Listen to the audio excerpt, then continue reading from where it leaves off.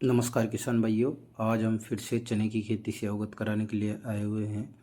तो आइए किसान भाइयों, हम चर्चा करेंगे कि हम लोग चने की फसल के अंदर जैसे 35 से 40 दिन की अवस्था के बाद कुछ गलतियां बैठते हैं, जिनकी वजह से हमारी चने की फसल के अंदर उत्पादन में काफ़ी असर देखने को मिलता है। तो सबसे पहले हम चर्चा करेंगे।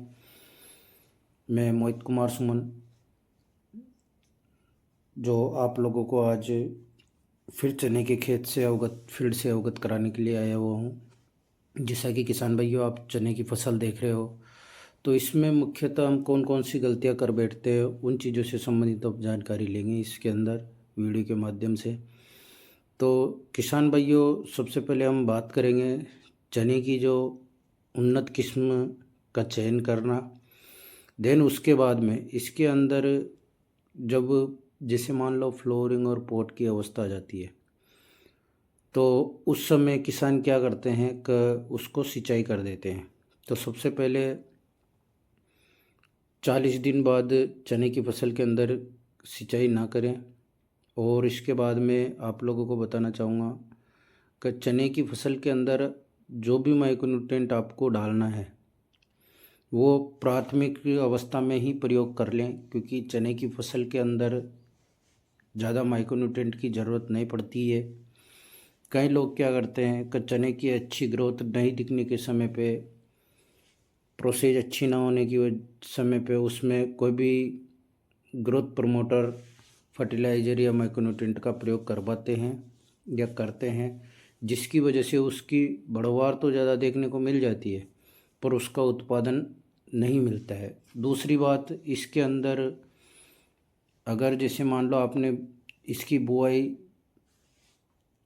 लिमिटेड नहीं की, ज़्यादा अधिक मात्रा में आपने चने की बीज डाल दी है भूमि के अंदर, तो उसकी वजह से भी पीछे जाके आपको समस्या आने वाली है। और एक इस प्रकार की मुख्य जो समस्याएं लगती है चने के अंदर, इनका नियंत्रण कैसे कर सकते हैं हम, वो भी हम जानकारी वीडियो के माध्यम में लेंगे। तो किसान भाइयों, चने की फसल में सबसे पहले तो कोई भी ग्रोथ प्रमोटर का प्रयोग नहीं करें, क्योंकि क्या है कि चने की फसल जब तक भूमि का टाइट ना हो जाए तब तक पौधे का प्रोसेस एक्टिवेट नहीं हो पाता है।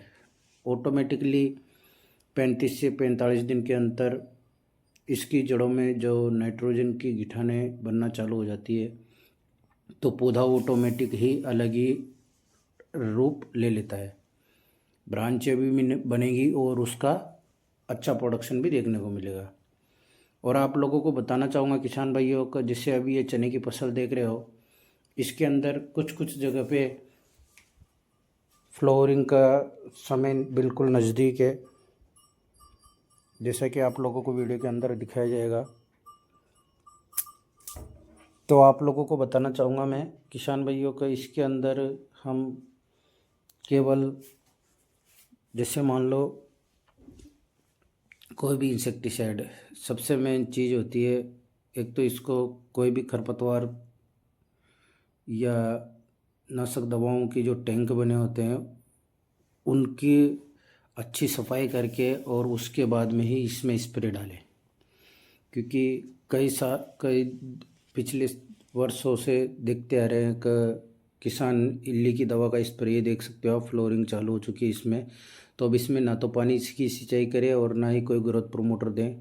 जब लोग स्प्रे करने जाते हैं तो कोई दूसरी दवा की टैंक से स्प्रे डाल देते हो, उसमें भी काफ़ी नुकसान किसान को देखने को पड़ता है। इससे इसकी माथाबंदी सी हो जाती है, पेड़ जहाँ का जहाँ टेढ़ा मेढ़ा कुकड़ मुकड़ हो जाता है। तो इन चीज़ों का भी ध्यान रखें। तो फर्स्ट बात हो गई, फ्लोरिंग के टाइम पे पानी ना पिलाएं। दूसरी हो गई, दवा की टैंक की सेफ्टी रखें और इसके अंदर कोई भी ग्रोथ प्रमोटर का प्रयोग ना करें।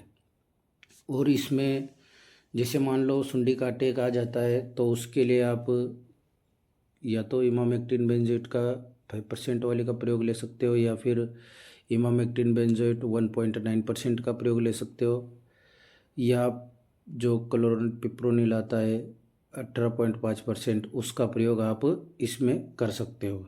इस प्रकार आप अपनी चने की फसल को सुव्यवस्थित अच्छा उत्पादन ले सकते हो। किसान भाइयों, इसमें और भी समस्याएं देखने को मिलती है। कई लोगों की चने की फसल में बढ़वार भी अच्छी रहती है, फ्लोरिंग भी काफ़ी ज़्यादा देखने को मिलते हैं, पर उसमें फल बनने की समस्या भी देखने को सामने आती है। तो इन चीज़ों का नियंत्रण करने के लिए किसान के लिए आप लोगों को बताना चाहूँगा, किसान भाइयों को, कि इसमें सबसे मेन इम्पोर्टेंस करता है जो क्लाइमेट। अगर आपकी फसल के अनुसार क्लाइमेट है आपके यहाँ का, तो उसमें आपको 100% अच्छी उत्पादन मिलेगा ही मिलेगा। उसके लिए कोई आपको ज़्यादा ग्रोथ एक्टिवेटर या ग्रोथ के लिए या ज़्यादा फूल फाल के लिए नेचुरल तरीके से जो फ्लोरिंग आएगी वो आपके लिए काफ़ी अच्छी लाभकारी रहेगी। कई कारण बन जाते हैं जिनकी वजह से किसानों के फूल भी अच्छे आते हैं पर फल नहीं बन पाते, क्योंकि उस समय उसका जो टेम्परेचर होना चाहिए वो टेम्परेचर पर्याप्त नहीं होता है। इस वजह से भी उनके फूल वहाँ के वहीं ड्रॉपिंग हो जाते हैं, या फूल बनता तो है पर वो वहाँ का वहीं शुष्क हो जाता है।